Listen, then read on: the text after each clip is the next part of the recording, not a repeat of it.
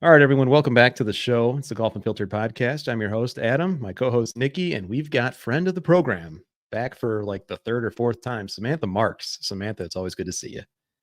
Long-time listener, like third-time caller, maybe I think you could say. Thanks for having Yeah. me, guys. Thanks for being here. Nikki, you had Samantha on for a Memoirs from Magnolia Lane episode, season 2, I believe. That was a fun episode. Yeah, it was good to just gab with my gal pal, but also chat about, my favorite place in the world. So yeah, it was good. And glad to have her back now to talk about one of our other favorite things in the world, Taylor Swift. Yeah. So before we get into that, I'm like depressed to talk about that. Just like, so listen, here's the thing. So you guys dragged me into this. No. I am terrified. I said this before we hit record. I don't know where this is going to go, but this is a topic that we've been wanting to talk about. Nikki, you and I have like, hey, should we do a show? Yeah, we should. What's it going to be like? We need to bring Samantha on. And so we did. By the way, you can find Samantha Marks as a co-host of Playing Around with Paige, Sporanic, by the way, podcast. You can find her there. And so Taylor Swift, would it be fair to say that she is probably the most famous person on the planet at the moment? Who would top her right now? And Samantha, you're a huge fan. Nikki obviously is a huge fan. She's spoken about Taylor pretty much most episodes that we do, which is very welcome. And so what we thought we would do today is go through a few things, and you're all going to lead this because I am learning about Taylor Swift from you all as much as everyone else in America. If you're watching the NFL, for example, or if you're just seeing the movie theaters playing Taylor's movie, and of course all of the concert news leading up to both of those things. There you go, the Eras Tour. So Nikki, you got involved as a fan of Taylor Swift for many years. Samantha, you did too. What is so alluring, if you could put it into just a concise phrase, about Taylor Swift? Nikki, let's start with you. Well, I mean, I started listening to Taylor back in her like Yeehaw days.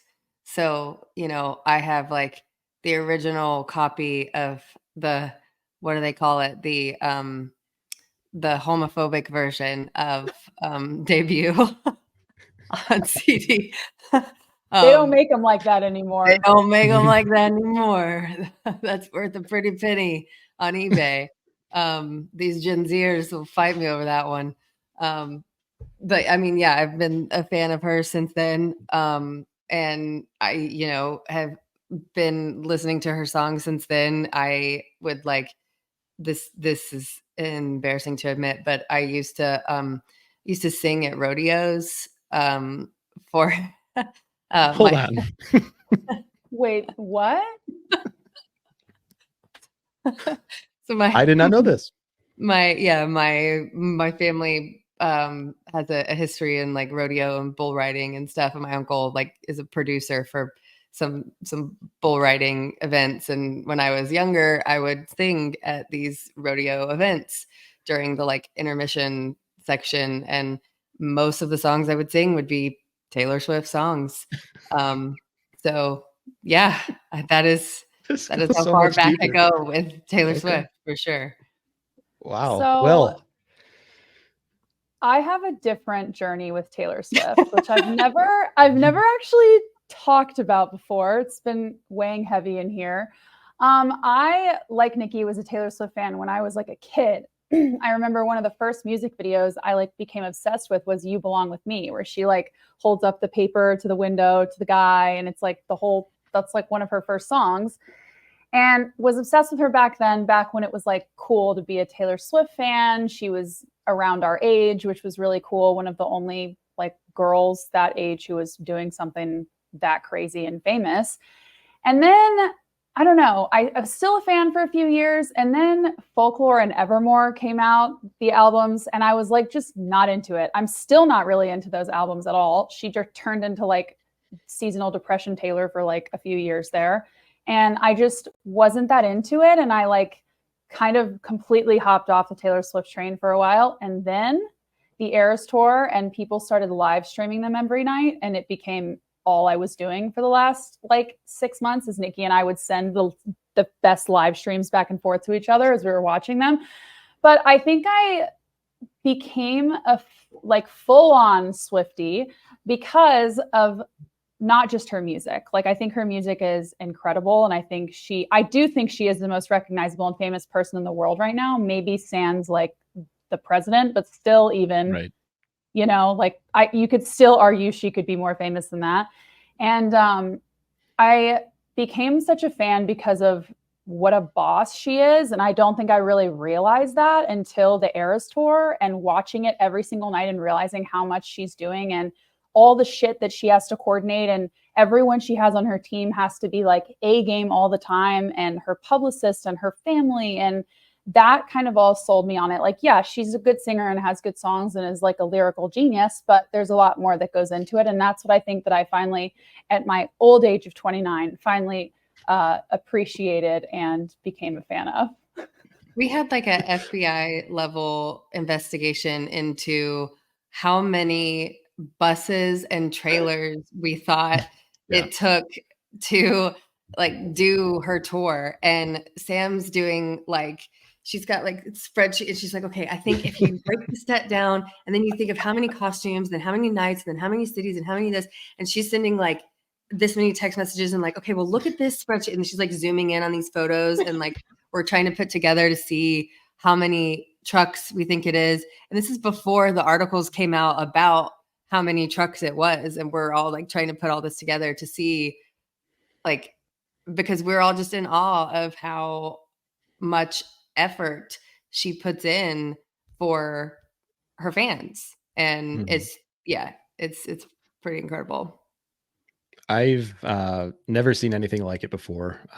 I think longtime listeners know I'm older than both of you, and I never got into the Taylor Swift. I never got wrapped up in it, but certainly my sister did, who's younger than me, and certainly my wife and others. And Samantha, like what you were just saying, I didn't really understand how much she puts into every single thing that she does. And then some after the fact, the stories that come out about how she gave all of the truck drivers you were just talking about, what, $100,000 each? I mean, and that's just not even scratching the surface of all the things that she does for charity and for everyone else. And it comes across as someone who is now a billionaire, literally, and yet so genuine and down to earth. It's someone that is to use a cliche, a breath of fresh air, so to speak, especially now, where you see someone at that level who so many people just absolutely love. And there's really nothing negative to say about this person. It's a great, great thing. And she's a great, great person to watch. And I'm learning as we go along. I'm learning through both of you in our group chat, as well as, side conversations. And it's just all of that wrapped into, well, we got to talk about this person because you can't get away from Taylor Swift. And there's probably people who listen to this show. And let's face it, the demographic that listens to this show, maybe most of them aren't listening to Taylor Swift on the regular, but they know someone who is, and they want to know a little bit more about this superstar. And so, Nikki, you came up with the idea of, hey, let's do one. Let's do a show on this. And now, having said all of that, I don't know what else we have in store for the agenda for today, but I do know that you two are much bigger experts in Taylor Swift than me. So, Nikki, well, where are we you going mentioned next? You mentioned like there's not a lot of negative, and not that I'm about to go and like bring up a whole bunch of negative stuff about Taylor Swift, because I don't have a lot of negative stuff. What's interesting is when people try to find negative stuff, or when negative stuff comes out about her, it still is not negative. Like, and Right. if it does come up, she ends up accepting it and figuring out a way to reflect on it and figuring out a way to better herself and then turn it around. And even recently, the articles about how much she is spending time using her private jet and how much it's contributing to the climate change and blah, blah, blah. She just went and was like, okay, well, I heard you. I'm going to use some money and buy off, what are they called? Carbon tickets, carbon. So I don't know, science.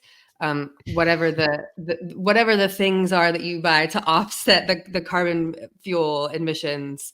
Whatever that is. Which, I don't really understand how that works, But like the fact that she has enough money to do that, one, and then two, is willing to do that. And she's not doing it so that she can clear her name. She's not doing it so that she can say like, well, I don't want the bad press. Like, stop talking about me, because she's had people talk about her long enough. She's doing it because she understands like, oh yeah, okay, yep, I see what you're saying. This is a problem. I'm going to fix it. Like, Yeah. and I think that speaks again to her character. And, you know, I'll fully admit there was a period or an era of hers where it actually was like her original 1989 era that it was probably her only era that I really just wasn't like vibing with her. Like, I was frustrated because I felt like I had grown to love her as a country music artist, and she was going pop. I was like, I feel like she sold out. And then there was the whole, you know, oh, well, she's just constantly like with her girl gang. And, you know, there was a lot of conversation around like, is she doing feminism the wrong way? And I kind of latched on to a lot of those conversations. I'm like, yeah, I think she is. And a lot of it came from my own jealousy of, well, I don't have a big girl gang like that. And I don't have a massive girl squad of friends to like parade around with. And feeling like, you know, I was getting left like behind because I had, you know, grown up with her as a country artist, and now she's moving on into this other world. And I'm like, but wait, you were supposed to be this country artist that I liked.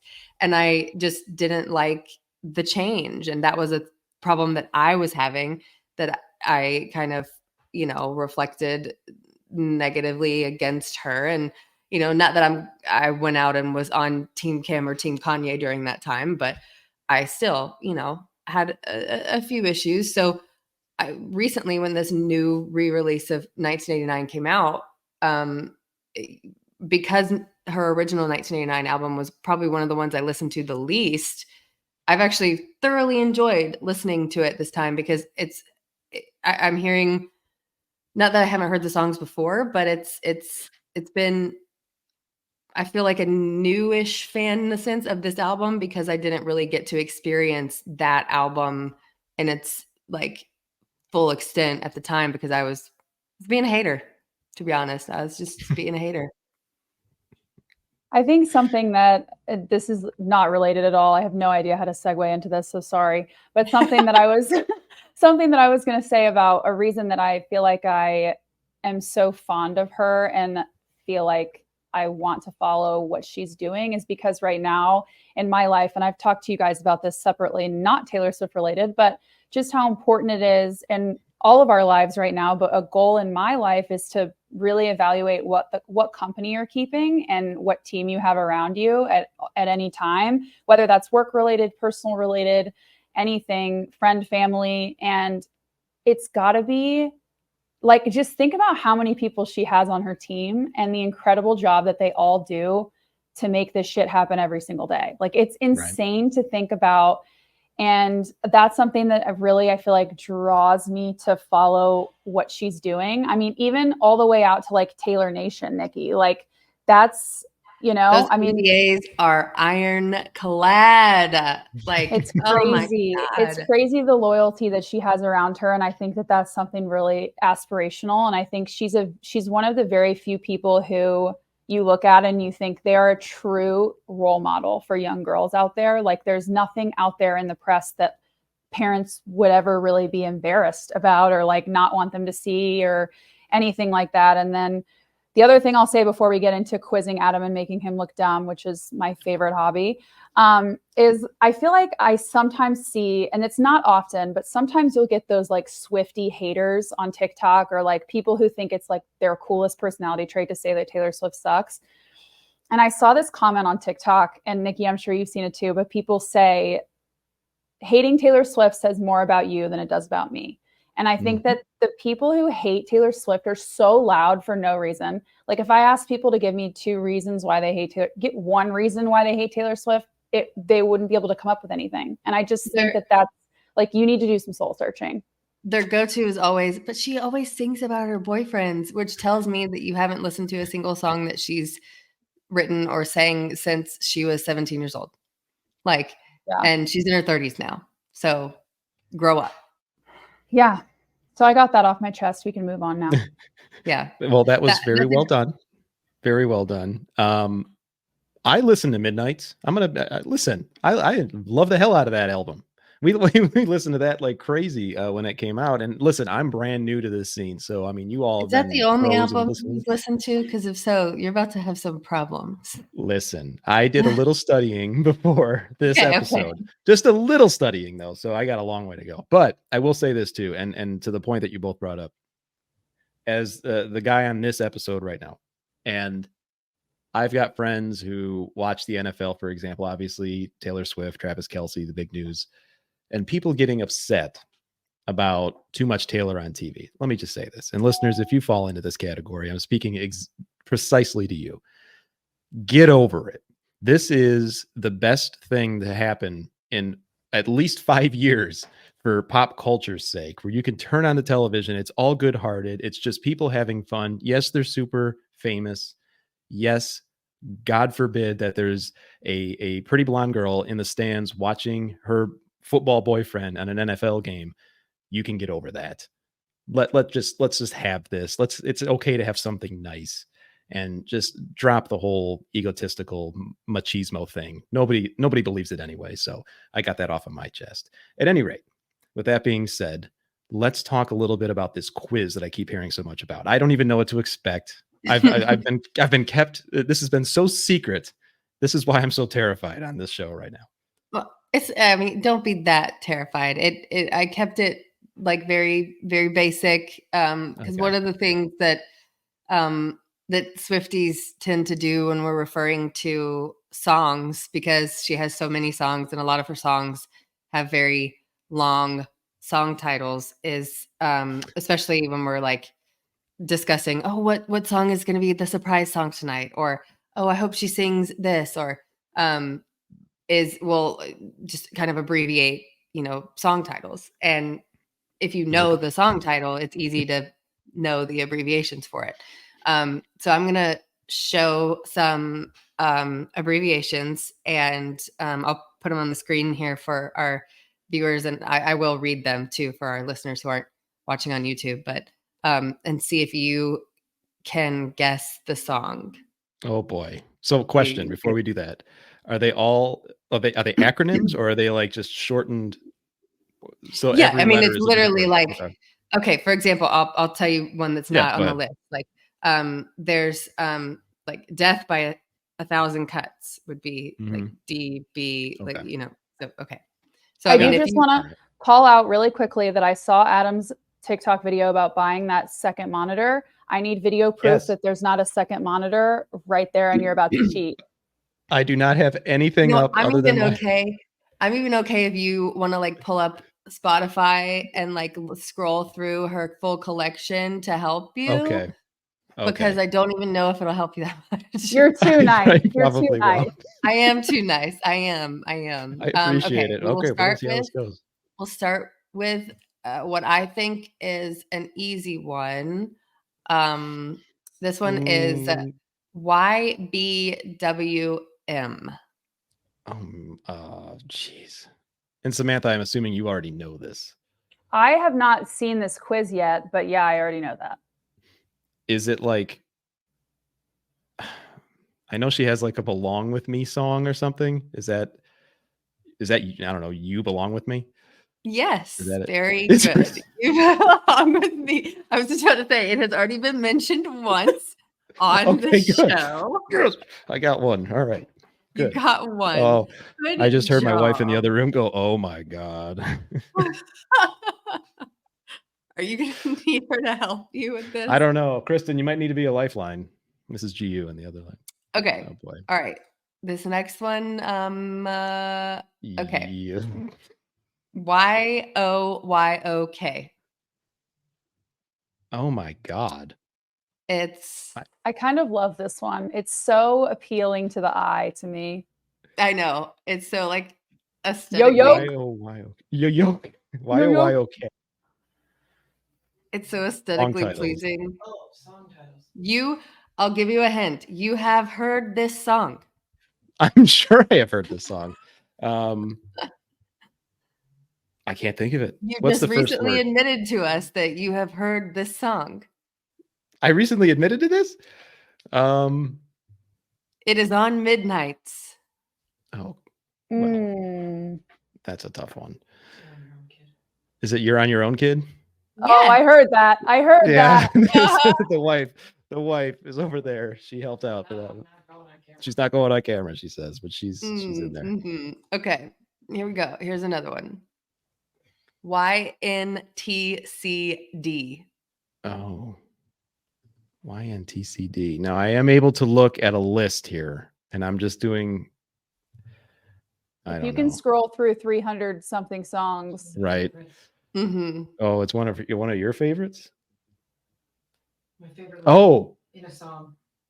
It's taking me a lot to something not, about calm down. It's taking me a lot to not hum. Oh, Shade never made anyone less. You need to calm down. Yes, there we you go. Okay. There you go. That is Good job. it's a very common song in this household. All right. This is a deep cut. This is the deep cut. Oh, RWYLM. RWYLM. This one's hard. This one is hard. You're right. This one isn't. I don't. This one's mean, but There's people in their car listening to this right now, screaming at the radio. I hope. I have no idea. We never claim to be nice. That's my. It's okay. Here. No, that's all right. This is good. I'm learning things. I couldn't even guess. Do you need help? I do need help. That was just a hint, wasn't it? Yeah, it was. Right over his head. Yeah. I'm being whispered to over here. The right where you left me or something. There we go. Okay. No, good job, Kristen. Yeah, Yes. Samantha says good job. Okay. Let's do this one. LWYMMD. There we go. LWYMMD. LWYMMD. Mm-hmm. Oh, this is an older one. Oldish. Look what you made me do. Yes. Okay. There you go. Well, there you go. There you go. 2017, right? And I will give you $100 if you can get Whoa. this one. Okay, Whoa. I'll give you $10 If if you can get this one without Kristen's help. No Kristen's help. Okay. Without Kristen's help. Sam's gonna laugh. Okay, I'm here. ATWTMB,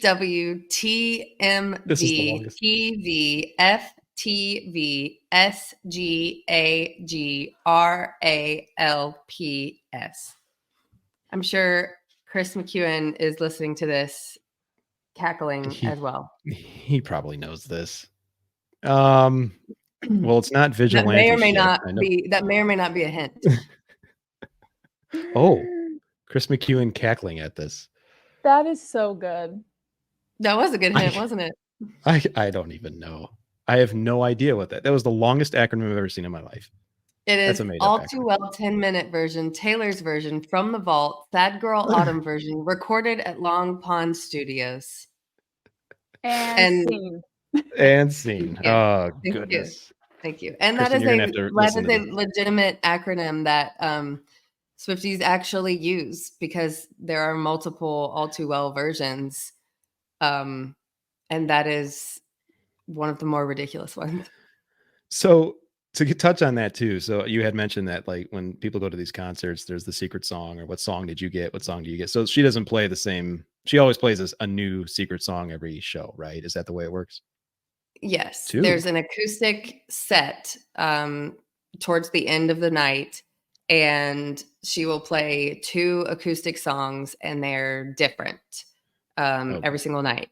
And people will try to the very first night of tour, she played a song from she played one song from her debut album, and people were like, "That's it? And then people slowly started to realize like what was going on. But she's done that at other concerts too. She did it at the Reputation tour where she did surprise songs as a acoustic set. But yeah, she does different surprise songs each night, and people have turned it into like almost like a fantasy football type event. There's like Okay. spreadsheets and people are tracking Trackers, yeah. And there's videos of people like being out at dinner and at like weddings and things, tuning into the like, live streams, listening to see what the surprise song is going to be to make sure that their favorite song doesn't get played before their concert event. And there's been videos of people reacting to certain songs getting played and knocked off the list, and I think what was the one that got the biggest? Clean was a big one. Death by a You're Thousand on Your Cuts. Own Kid was a big one. Oh yeah, that was a real big one. People got upset over. So yeah. So she won't play the same song again in another city. It's Unless one and done. unless it's already on the set list. Obviously, like that Right. stays the same. And then yeah. She That's made wild. a comment one night about like if she messes up, then she'll try and play it again. And so people were trying to keep track of like the one she messed up a lyric to, and if she played it again. And but she's starting her international tour on Friday. It starts on Friday, and who knows really kind of what's going to happen though, because she kind of, with the surprise song, she started with her very first surprise song was one of the first ones off of her debut album, that one of her first stolen songs. And then her very last surprise song was one of her very last stolen songs that she did. So she kind of bookended them. So now there's, she could start all over. Who knows? She could change up the set list entirely. People are kind of waiting to see. Nice. So I never actually, I haven't been to the Eras tour yet. I have a little bit of a qualm with that whole situation because my college best friend and roommate decided to have her wedding on the day of the concert that was closest to me, that my boyfriend got 6 tickets to. And then we had to give them away for me to go be in this wedding. Mia, I'm going to come for you. Still pissed about that. Yeah. So my boyfriend goes on the Ticketmaster whole like debacle when the tickets dropped. Wasn't even an issue. Like he never sat in the queue, literally typed his number in, got 6 tickets in the lower bowl. And I was like, holy shit, like, let's go. And then that was even like before it really started, before I was like obsessed. Then her wedding invitation comes out and I'm like, great. Now I'm fully obsessed and I have to miss it. And I will say, if we want to get into the Eras Tour movie for a moment, go for it. I'm not like as upset about not going to the concert after seeing the movie. Is that like Nikki, do you feel that way? I mean, don't get me wrong. I'm still pissed at Ticketmaster because I did not have the same luxurious experience that you did getting into the queue and getting tickets. I fought for my life in that queue for hours on end from multiple different cities. I even registered for like the international dates at Wembley and was like, I mean, it was a mess. But that being said, knowing that like I would have had to go all the way into the city and like still it would have been so long traffic wise getting back home and all that, like, and instead I got to sit in a like recliner seat and eat my popcorn and then wear comfy clothes. And then it was like the theater, like a 20-minute drive home. And then I was in bed and like, I had my own individual seat and I didn't have to like, fight people. And yeah, I don't know. It was, I think I still would have enjoyed it. Don't get me wrong. I would have loved it, but I'm not as butthurt about it anymore. I agree. And I think the community and like the the other fans in the audience of the actual tour would have been one of the coolest parts. But if we're talking about like purely seeing Taylor Swift, I probably wouldn't have been near or close enough to see anything really because I'm blind.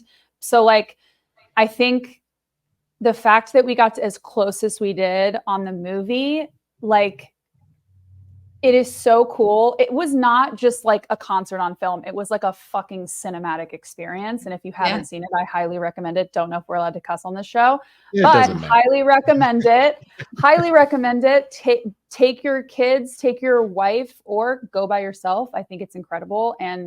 But yeah, it definitely made me feel a little bit less mad, still mad, but a little less mad. There were these two adorable, there's a mom and two moms and two daughters that sat next to us when we went to our show. And the two little girls, probably like 6 and 9, maybe, like couldn't have been older than that. They were like dressed in like head to toe glitter, sparkly, all the things. And, you know, they were doing the like the cups and the popcorn buckets, and our theater had like this little light up wand thing. And so each of the kids had the little light up wand. And for the entire almost 3-hour movie, these little girls, not in a like disruptive way by any means, like they weren't bothering anyone. They stood up in front of their seat and sang every word to every song and tried to like mimic her choreography on the stage. And those little wands were going, and they put a lot of emphasis on the cuss words in the songs. And it was the cutest thing I have ever seen. And the moms kept leaning over being like, I'm so sorry if they're disrupting us. And I'm like, are you kidding me? This is the cutest thing I've ever seen. This is adorable. And it was so precious to me because like, then here I am in like my 30s. And then there's like an older couple on the other end of the aisle. And it's just the fact that Taylor can bring that much of an age range together is, I don't know, it's pretty special. Before the movie, there's like a rogue Bar Louie right across the street at our like little cinema shopping center or whatever. And I told my boyfriend, I was like, meet me there. I'd gotten my nails done. This was like a whole day for me because I was like, we didn't get to go to the concert. So I got my nails done. And then I was like, meet me at Bar Louie. We'll get a couple beers and my favorite tater tots. And then we'll go to the movie. They had this life-size cutout, I say with quotes, because it was like 5'6", and I'm pretty sure she's like 5'11". And so it was really not life-size at all. And it was also like smushed this way. You know, when photos get like stretched and they like don't look right, it was like that. And so I texted some of my friends to fuck with them. And I was like, oh my God, get here now. Taylor's here. I can't believe she's here. Oh my God, guys, like she's here in Winter Park. And they were like, my friends were losing their minds. They're like, oh my God, where? I'm on my way. I'm tracking your location. And I let it go for like 10 minutes. I just didn't respond. And then I sent them a picture of the cutout, and they're still mad at me for that. But I stand by what I did because I thought it was funny. And anything it's a good joke. Anything it's for a good joke. Yeah. So I heard about the community aspect of this, of going to one of the concerts. And, you know, so my wife had just recently gone to Pink at Wrigley Field, and a similar thing, certainly not in comparison to the volume of people that are going to go see Taylor all across the world, but still very, very communal, right? Like everyone was there. Everyone was just there to enjoy themselves. And it was a great time. And, you know, it's stuff like that you really love to see. And as you both laid out really eloquently, there's really nothing to dislike about Taylor, you know, and it, you know, we all grow up, we're all going to get, you know, in some situations, I'm sure something will come out being super famous like that. You're not immune to paparazzi and whatever else. Someone's going to say something, but it's really refreshing, as I said before, to see this happening. Now, one of the things, because this is a golf podcast, one of the things, or it tries to be, Nikki, that you did around Masters time was you compared Taylor Swift songs, or you compared Masters champions to Taylor Swift songs. Got a little bit of traction, I would say, on social media, wouldn't you? It did. Yeah. Surprisingly, like, I mean, I was just, you know, bullshitting like I always do and, you know, I'm posting comparing two of my favorite things. And, it kind of blew up a little bit. People liked it, but I mean, at the time, people were like, I mean, I say at the time, people still are very all about Taylor Swift. So yeah, it was pretty popular. We can let me pull up this. Let's see. I love the picture too. And for those listening, it's just Tiger winning the 2019 Masters, arms raised as we all remember seeing him. And then there's, of course, Taylor right next to him, Yep. arms raised. Yeah. Hey Adam, what album is she singing from right there? I have no idea. You don't know, idea. really, from that outfit? Just take one really guess don't. just from the outfit. Oh, is that Reputation? There you go. There you go. Okay. Just like right. just small context clues, just small little context things like clues. that. That one I got on my own. Yeah. But I did so I did do the Masters champions and their comparative Taylor Swift songs.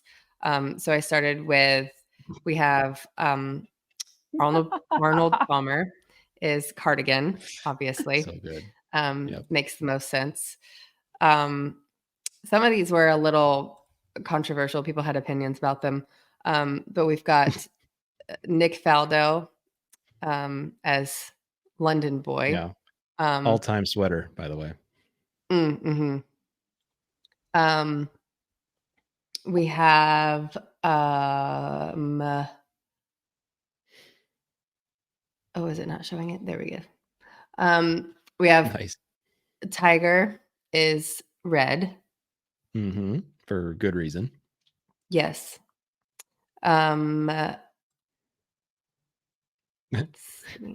Obviously. Yeah. Adam Scott is gorgeous. Yep. Adam Scott is gorgeous. He is gorgeous. Good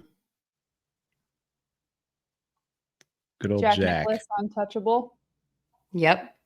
This one, the Jack being untouchable, like there were several songs I feel like I could have gone with, but I felt like this one worked the best. Like you're not gonna, yeah.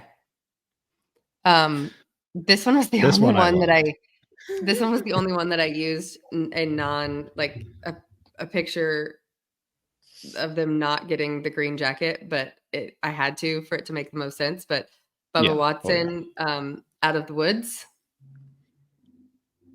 Love it. We've got Danny Willett. I forgot that you existed. Still do. Poor Danny. I know, because every year when you're going through the list, you're like, oh yeah. There's my album. Phil, the Anti-Hero. This was also shortly after he had well, I don't know about shortly after, but he was still not really on everyone's favorite list. Mm-hmm. Then we've got El Pato. Yeah. This one was the one people were like, makes me laugh. Angel Cabrera. I miss you, man. I don't know. He's not listening to this, but that man, he's he's I got a in story exile. I can tell you guys offline. He's in exile. And then we have Patrick Reed. This is why we can't have nice things. There were several that I considered for him, but I settled on this. To be fair on this one, that song is much better than the human associated with it. Mm-hmm. Yes. In my opinion, because I think that song slaps. It does. It does. Both the human associated with it in that tweet and in real life, like that she wrote it about. Yes. Facts. That's the part of the Taylor Swift Adam, catalog. Do you know who she wrote that song about? I know that there's a Gyllenhaal. I know there's a John. Was it John Mayer? Was that one John Mayer? No, I'm getting a lot of depressed and shameful looks from my friends here. No. Who was that one about? Is that something we just don't say? Just think around the time frame. What time frame was that again? Do you know what album it was on? Not. It was on the know I fucking don't know. screen, Adam. It was on the I screen. just put it up there. Let me see. Oh, He's Googling. That's the I'm not Google Googling. face. I'm not. No, I'm looking at this. When Oh! she wrote Reputation, what was Reputation like about? What was like the theme of Reputation? She was like getting a bad English rap. teachers like coming out here, like tell us like what the theme was. What Oh, was that Harry Styles? Oh my Jesus Adam. Christ. Oh, That was a fucking joke, right? no. It's not Taylor Lautner. I know that. They're on good terms, right? You guys are so disappointed. That was foul. That was foul. That was foul. Kanye West. Oh, that's right. I Kanye do West. not knock. I don't knock you. I whole- knock it a little bit. I don't knock your lack of knowing Kanye West. I do knock you associating that song with Harry Styles, though. That was foul. Fair enough. Yeah. I'm gonna hear. I that knock one. your knowledge of knowing that like Reputation in general was about that like whole album was like a hey, dude. Right. God, I'm even With disappointed. a few songs sprinkled in about like I'm in love now with Joe and he's really hot, like in there. Even too. though, was he?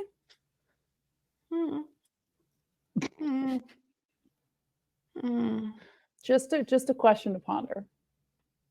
I do really love Gorgeous though. Like it's such a good song, but like now I just have to like think of that song like in context of her singing it about Travis Kelce. Like that makes me feel a little bit better. Well, this has been enlightening, unlike the atmosphere around me, because I just feel like it's getting darker in my house. So I look like I'm telling horror stories, but really, it looks like you're like this. yeah. Oh my God, I didn't do this. It's so bad. There's so many just notable screenshots I'm going to take of this for our friends. That was great. I learned a lot. I have a lot more to learn. I am ashamed at my performance on the trivia, but I knew that going in. That's what was going to happen. And I am so happy that my two friends were able to walk me through this together. But we are going to do more shows like this. I like this because it's educational for idiots like me that don't know anything about this, but now I know a little bit more. And we've got two pros that talked us through it, Nikki and Sam. Samantha, thanks for coming back on and entertaining us for a bit. Wait, but I have one more question I want to bring up. Oh, okay. If Taylor Swift took up golf, like for real, like actually took up golf, what would her swing fault be? Her swing fault? Yeah. I think I've been thinking about this clearly. Little over the top. She would but also I think she just perpetually stands way too far from the golf ball. Like she's just like this. Like you need to bend the elbows, Taylor. And even when she does for one swing, she's right back to the extended elbows. She did have the golf club in her in the concert. I saw that. She did, and we didn't talk about that. I feel like that needed to be talked about. You know, I would pay so much money for one of those glow in the dark golf clubs. Oh, well. We should find. There's probably I need to know who makes them. I'm there's sure a TikTok shop for that. Sure. Oh, TaylorMade. Oh. Sorry, I was too busy thinking about how funny my joke was, not even realizing how your joke just fucking sent mine into the trash can. Oh my God. Was that an Easter egg? Oh. While we're is Taylor Swift coming out with a beginner women's line of golf clubs with TaylorMade? That would be amazing. One can only hope, you know. Wait, I'm gonna spiral with this information now. Adam, because like, wait, hang on. Now I'm going down a conspiracy theory hole because didn't Travis play in the wait, no, that was Patrick Mahomes that played. But wait, no, he did too. They both did, yeah.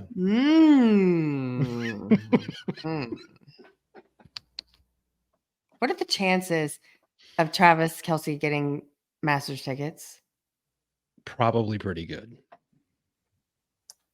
What are the chances of us getting Masters tickets? Probably pretty good. Mm-hmm. Mm-hmm.